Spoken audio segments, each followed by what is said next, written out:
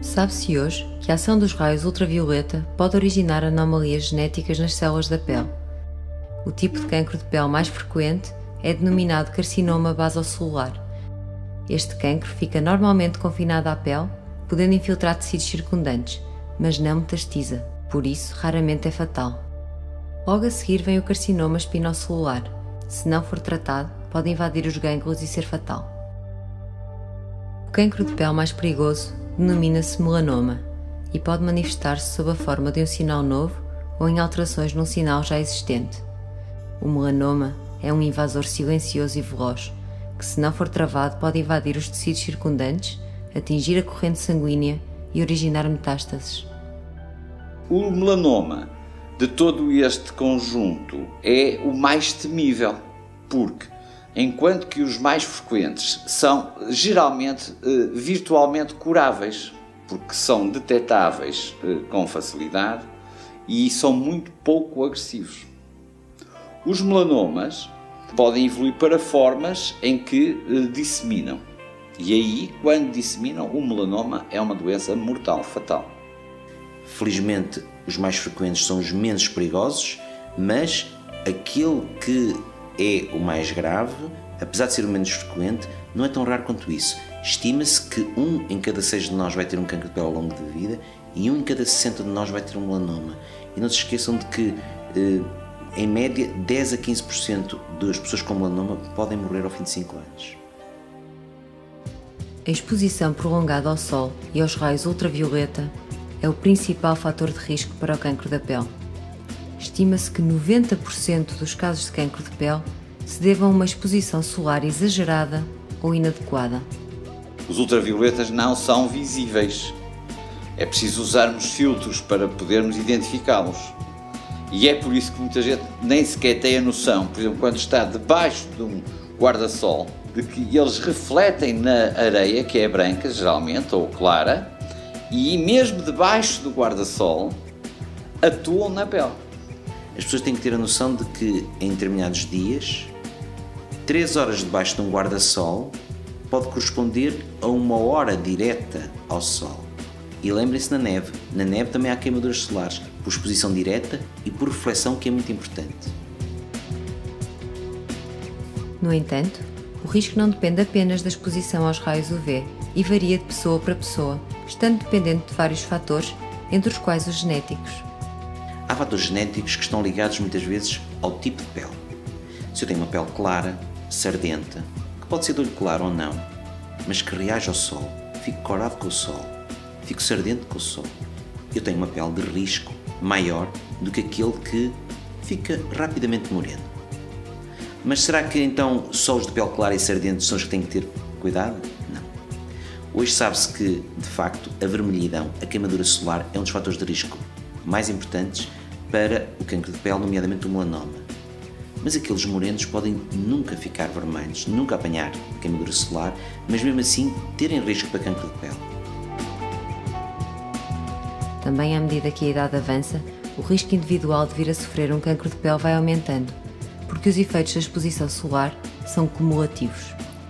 É por isso fundamental proteger as crianças, que têm uma pele menos preparada para lidar com as radiações UV. Uma exposição com queimaduras em crianças e adolescentes é uma situação que nós acreditamos explica a maior incidência e este aumento de incidência de melanomas e de mortalidade por melanomas que se têm vindo a verificar nas últimas décadas. Hoje as pessoas têm períodos de exposição repetida, mas intensa, pode ser curta, mas intensa aos ultravioleta, são as férias relâmpago, em que a pele não estava preparada e de repente vai para locais onde a incidência solar em termos de ultravioleta é mais elevada e há o golpe solar, há a vermelhidão, há o esfolar. E este número repetido de episódios de exposição solar e crê-se que é a principal causa do aumento dos carcinomas basosolares e sobretudo do melanoma. Quais as razões? As razões principais são a falta de medidas de proteção, a falta de educação para a proteção ao principal agente responsável e que as pessoas, com a melhoria das suas condições socioeconómicas, fazem exposições intermitentes, intensivas, ao sol, sem a respectiva e adequada proteção. A exposição solar deve usar sempre um creme protetor com elevado fator de proteção solar contra a radiação UVA e UVB. Deve ser aplicado abundantemente ainda em casa, 15 a 30 minutos antes da exposição.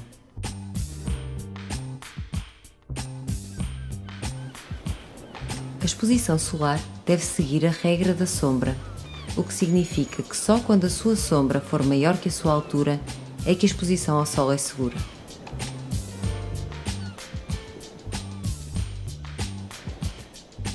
Deve evitar a exposição ao sol entre as 11 e as 17 horas, sendo que o período mais perigoso é entre as 12 e as 16 horas.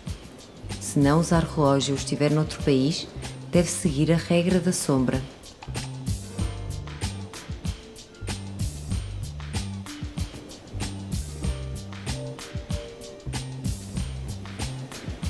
"30 minutos após o início da exposição solar, deve renovar a aplicação do creme.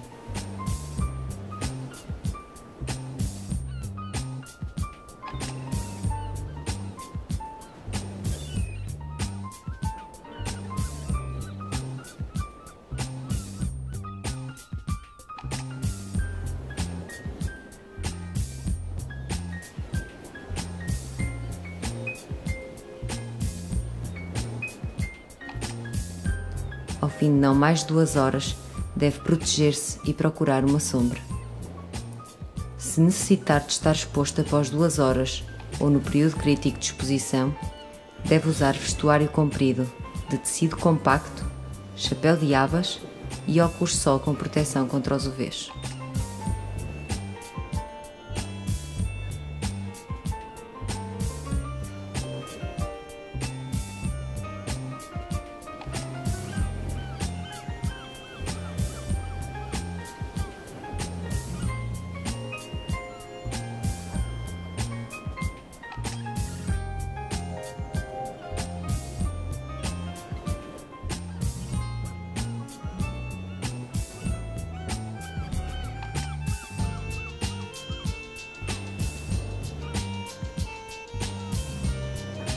Nunca se esqueçam que 90% dos cancros de pele podem ser prevenidos. E podem ser prevenidos se evitarmos a exposição ao sol, ao ultravioleta, aos solários. Há duas formas de abordar o problema. Uma é o problema da prevenção. O outro é o problema da detecção precoce. Quanto mais precoce é feito o diagnóstico de um cancro, seja um melanoma, seja um cancro em qualquer outra localização, quanto mais precoce for a sua detecção, maior é a probabilidade de nós conseguirmos a cura. O melanoma pode-nos aparecer de duas formas. Ou a partir de um sinal que eu tinha que era irregular, ou um sinal novo que aparece diferente dos outros e que esse sinal está a modificar mais do que os outros. Podemos vigiar seguindo regras simples que que designamos por A, B, C, D e E. O A da simetria, se ele fica uma metade diferente da outra. O B de bordo, que é de bordo irregular. Em vez de ser redondinho, é irregular. O C de cor, que é heterogénea, várias cores, ou muito escura, preta. O D de diâmetro.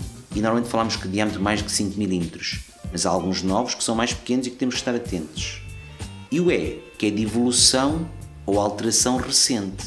Se eu tenho um sinal que é assimétrico, de bordo irregular, de cor heterogénea, de diâmetro que até já é mais de 5 mm e está a ter uma evolução ou uma alteração recente, não ir ao médico é uma asneira, porque esse pode ser um sinal atípico, um névoa atípico que pode estar a evoluir para um melanoma. Nós podemos, fazendo o autoexame, detectar o número e a qualidade dos nossos sinais, que podem potencialmente transformar-se em melanomas. Não é um motivo para pânico, é um motivo para estarmos atentos, para podermos atuar na altura certa, que é potencialmente curativa. E em função do número de sinais, do tipo de sinais de cada um e até do passado pessoal ou familiar, essa frequência pode ser necessário ser mais apertada e diríamos que em média, de 2 em 2 meses, todos nós nos devíamos olhar para o espelho e fazermos de facto um autoexame. Comece por inspecionar a face, as orelhas, o pescoço, o peito e a barriga. Verifique os braços, as mãos, a pele entre os dedos e debaixo das unhas. Levante os braços e verifique também a parte de trás e as axilas. Sente-se e inspecione a parte frontal das coxas e canelas.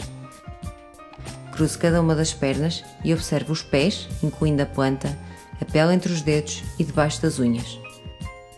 Com o auxílio de um espelho de mão, inspecione a parte traseira das coxas e canelas. Novamente de pé, use o espelho de mão em conjunto com o espelho de parede para observar as nádegas, as costas e a nuca.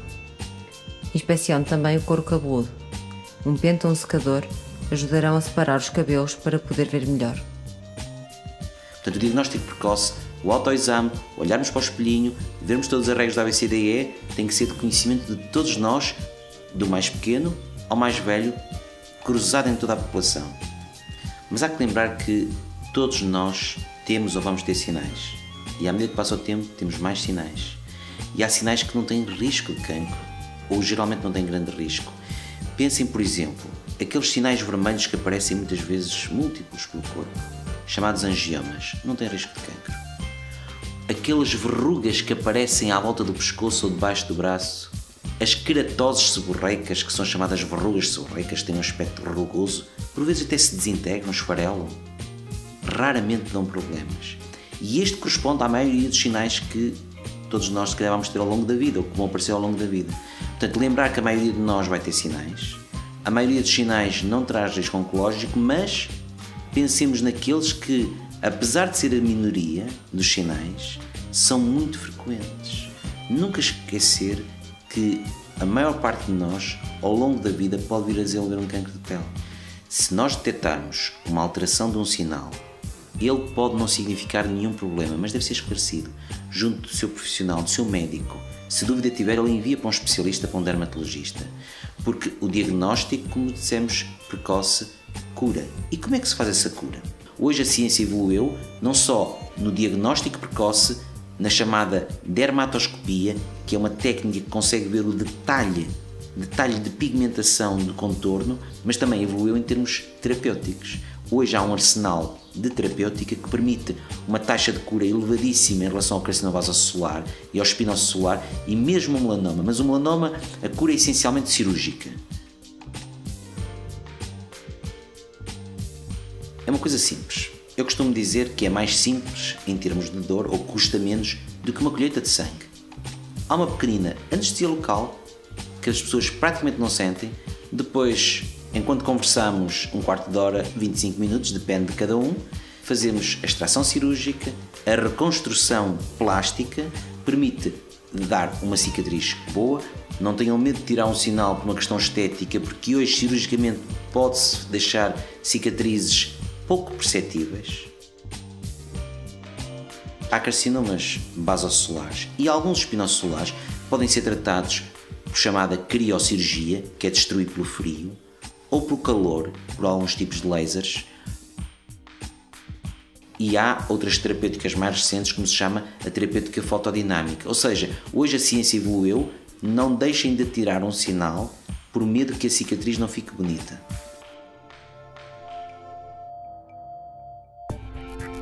Quando hoje falamos de prevenção, temos duas noções. A prevenção primária, que é adotarmos comportamentos corretos de convívio com o sol, e prevenção secundária, que é detectarmos cedo, e aí é promover o autoexame. Temos que saber as regras para fazer um bom autoexame e devemos saber que podemos saber viver e conviver com o sol. O sol faz bem.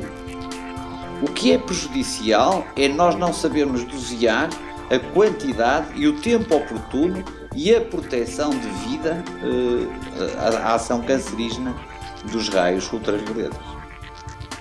Goza ao sol, à sombra. Protege-te adequadamente, convive com o sol e não vai haver problemas nenhuns.